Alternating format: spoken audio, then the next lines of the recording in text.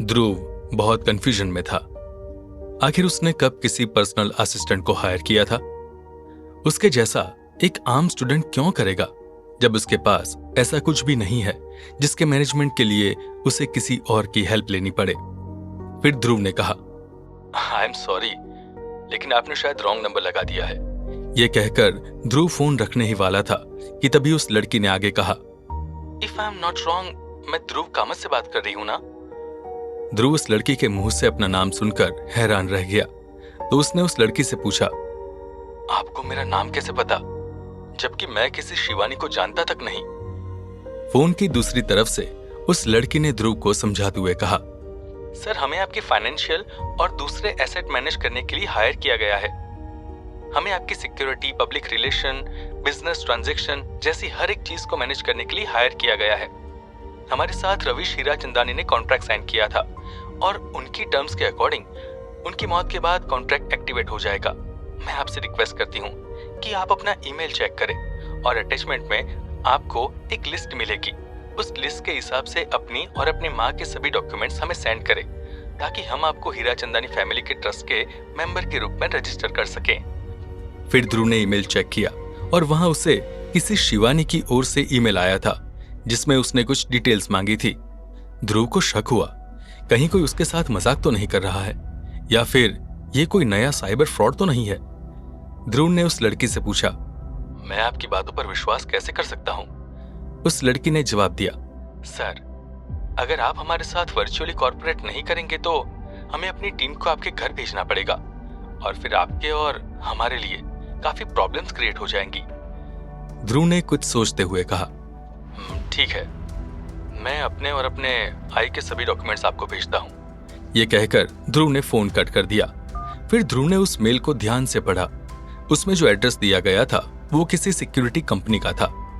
ध्रुव ने इस कंपनी के बारे में सर्च किया और उसे पता चला कि कॉर्टिस कंपनी एक जानी मानी इंटरनेशनल सिक्योरिटी कंपनी थी जो बड़े बड़े सिलेक्टेड और बिजनेस टाइकून्स को अपनी सर्विसेज देती है।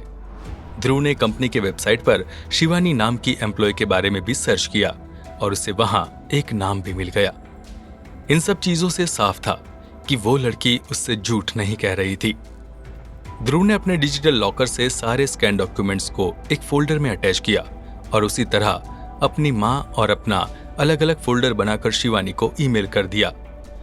आधे घंटे बाद ध्रुव को फिर से उसी नंबर से कॉल आया और दूसरी तरफ से उस लड़की जिसका नाम शिवानी था उसने ध्रुव से कहा, थैंक यू सर, हमने आपकी सारी डिटेल्स के बेसिस पर आपको और आपकी माँ को हीराचंदानी ट्रस्ट का मेंबर बना दिया है और अब आप अपनी सभी इनहेरिटेड प्रॉपर्टीज और एसेट्स एक्सेस कर सकते हैं।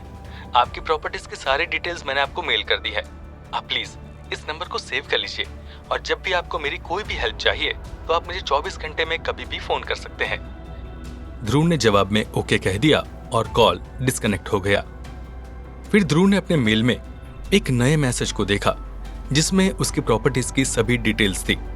ध्रुव ने तुरंत अपना लैपटॉप ऑन किया और उसमें अपनी ईमेल अकाउंट को लॉगिन करके मैसेज को देखने लगा।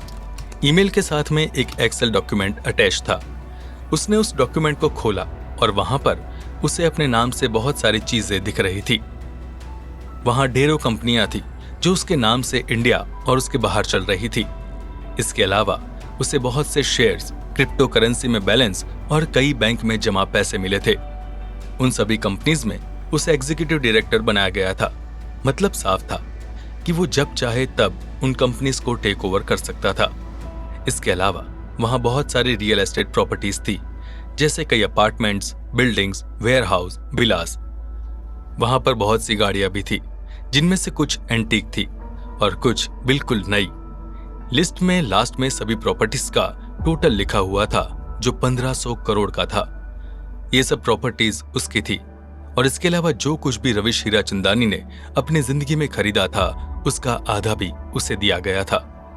ध्रुव की मां को भी लगभग इतनी ही कीमत की प्रॉपर्टीज दी गई थी। उन दोनों को मिली हुई प्रॉपर्टीज को जोड़ दिया जाए तो करीब 5000 करोड़ रुपए के एसेट्स आज उनके हो चुके थे। ध्रुव की आंखें घूमने लगी थी। उसे यकीन नहीं हो रहा था कि वो कोई सपना देख रहा है या उसके साथ जो कुछ हो रहा था वो एक हकीकत है। ध्रुव को दोबारा शिवानी का कॉल आता है और वह उसे कहती है, आई होप सर आपको आपकी सिचुएशन समझ में आ गई होगी। कहानी में एक ट्विस्ट है जो मुझे आपको बताना होगा। हीराचंदानी ग्रुप के लीडर बनने के लिए फैमिली के हर मेंबर को इवैल्यूएशन से होकर गुजरना पड़ता है।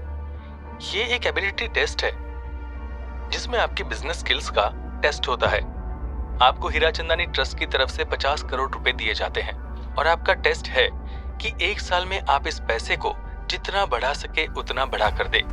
इन शॉर्ट, इन पैसे को आपको इन्वेस्ट करना होगा और अपना पूरा प्लान और स्ट्रेटेजी हीराचंदानी ग्रुप के कुछ सीनियर्स ऑफिशियल्स के सामने रखना होगा। जो मेंबर इस टेस्ट में पास होता है उसे लीडर बनाया जाता है। जो एसेट आपको दिए गए हैं वो आपके पिता के मरने के बाद आपको इनहेरिटेंस के रूप में मिले हैं।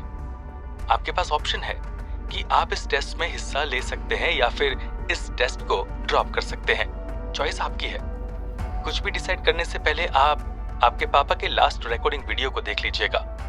वीडियो हमारे डेटाबेस में सेव्ड है, मैं आपको वो फॉरवर्ड कर रही हूँ। ध्रुव को एक और ईमेल आता है और उसमें एक वीडियो फाइल अटैच थी। ध्रुव के सामने वो मैसेज था जिसमें उसके पिता रविश हीराचंदानी ने उससे पहली और आखिरी बार बात की थी। ध्रुव यही सोच रहा था कि क्या उसे उस वीडियो मैसेज को देखना चाहिए या नहीं। बचपन से आज तक उसे अपने पिता की कमी महसूस होती थी, लेकिन वो इस बारे में अपनी मां से कुछ कहता नहीं था क्योंकि वो अपनी मां को दुख नहीं देना चाहता था। आखिरकार उन्होंने भी तो अपने पति को खोया था, इसलिए ध्रुव कभी अपने पापा के बारे में मां से कुछ नहीं कहता था। बचपन में जब वो किसी दोस्त को अपने पापा के साथ स्कूल जाते देखता था तो उसे याद आता था कि उसके पापा उसके साथ नहीं है। अब इतने सालों बाद ये जानकर कि उसके पापा जिंदा थे और उनके पास वो सभी रिसोर्सेस थे जिसे वो अपने बेटे से कांटेक्ट कर सकते थे, फिर भी उन्होंने एक बार भी उससे मिलने की कोशिश नहीं की और ना ही उसे कोई लेटर या मैसेज भेजा। ये बात उसकी समझ में नहीं आ रही थी। आखिर ऐसा क्या हुआ था कि उसके पापा उससे इतना दूर हो गए थे। गुस्से में ध्रुव ने सोचा कि इस मैसेज को देखने से उसे दुख के अलावा और कुछ नहीं मिलेगा, इसलिए इस मैसेज को देखना बेकार है। ये सभी बातें तो उसे यही बता रही थी कि उसके पापा के लिए उसकी कोई वैल्यू नहीं थी। उसके पापा के लिए उनका बिजनेस ज्यादा जरूरी था, इसलिए उन्होंने अपनी फैमिली को हमेशा हमेशा के लिए छोड़ दिया और उनसे सभी रिश्ते तोड़ लिए। ध्रुव कंफ्यूज था कि वो क्या करे। फिर ध्रुव ने यह सोचा कि एक बार तो उसे ये वीडियो देखना चाहिए, तभी उसे ये समझ आएगा कि आखिर उसके साथ ऐसा क्यों हुआ। आखिर उसकी मां और उसके पिता का रिश्ता कैसा था, क्यों उन दोनों ने डिवोर्स लिया और अलग रहने लगे, और क्यों उसके पापा ने उससे मिलने की कभी कोशिश नहीं की। सिर्फ एक ही इंसान ऐसा था जो उसके इन सवालों का जवाब दे सकता था और वे थे उसके पिता।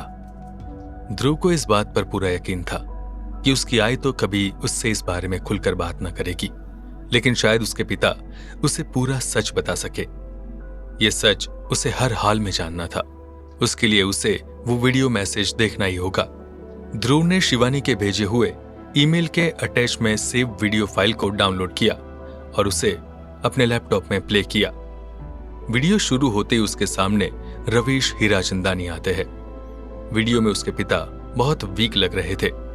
उनकी आंखों के नीचे काले गहरे गड्ढे बन गए थे और सर पर एक भी बाल नहीं था। चेहरे की हड्डियां भी दिखाई दे रही थी और ये तस्वीर मीडिया में दिखाई देने वाली तस्वीर से बिल्कुल अलग थी।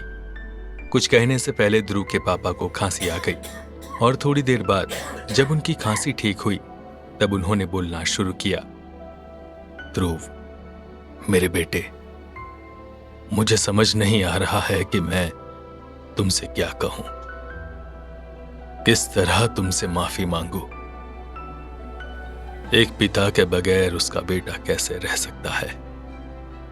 फिर भी मैं तुमसे दूर रहा, और वह भी उस समय जब तुम्हें मेरी सबसे ज्यादा जरूरत थी। मुझे तुम पर गर्व है कि मेरे बगैर भी तुमने खुद को संभाला और अपनी आय का भी ख्याल रखते हो। मैं और तुम्हारी मां, हम दोनों को पता नहीं था कि हमारे मिलने से इतनी तकलीफें पैदा होंगी। हम दोनों ने फैसला किया था कि अपना सब कुछ छोड़कर नए सिरे से अपनी जिंदगी को शुरू करेंगे। लेकिन ऐसा हो नहीं सका। मेरे परिवार ने मुझे मजबूर कर दिया तुम्हें और तुम्हारी मां को छोड़ने के लिए। लेकिन मैं लड़ता रहा। मैंने अंत तक हार नहीं मानी। तुम्हें और तुम्हारी मां को मैं तकलीफ में नहीं देख सकता था, इसलिए मुझे जाना पड़ा। कुछ समय बाद तुम्हारी मां का मेरे ऊपर से विश्वास उठ गया और फिर उसने मुझसे अलग होने का फैसला किया। फिर मेरी फैमिली ने मुझसे पूछे बगैर तुम्हारी कस्टडी के लिए केस फाइल कर दिया। उस समय तुम छोटे थे, इसलिए तुम्हारी कस्टडी तुम्हारी आई को मिली और कोर्ट के ऑर्डर के मुताबिक मैं तुम्हारे आसपास भी नहीं आ सकता था।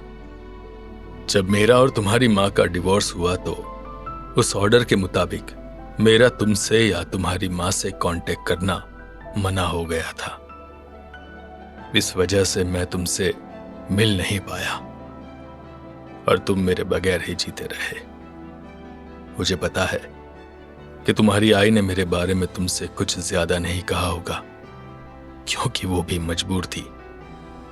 मुझे इस बात का दुख हमेशा रहा है कि मैं अपने परिवार को नहीं देख सका। मुझे हमेशा तुम्हारी और तुम्हारी मां की चिंता लगी रहती थी।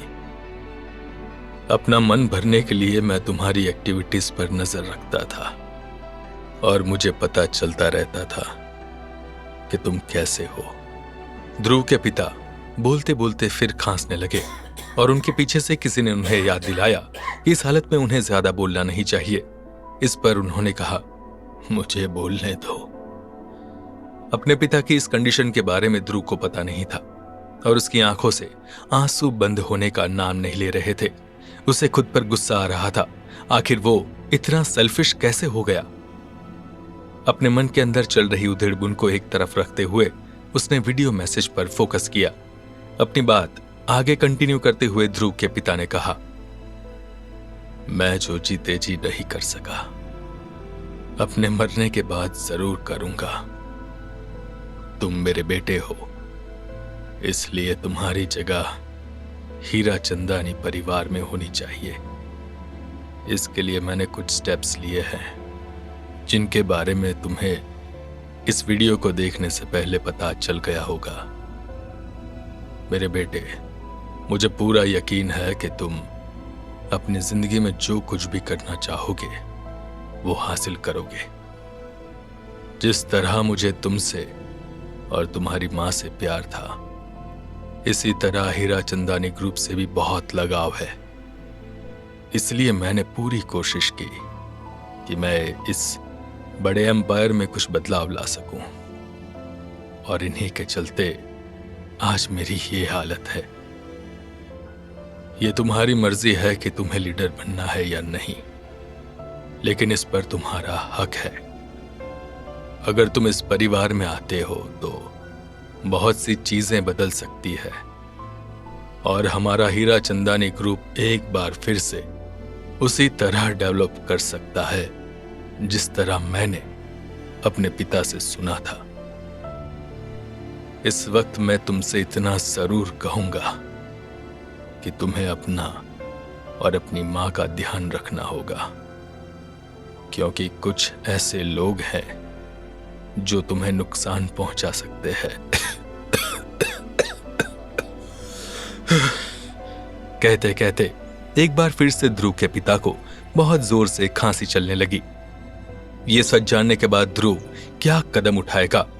क्या वो हीरा चंदानी ग्रुप का लीडर बनने के लिए इवैल्यूएशन असेसमेंट टेस्ट में हिस्सा लेगा या फिर हमेशा के लिए हीरा चंदानी ग्रुप से अपना नाता जोड़ देगा?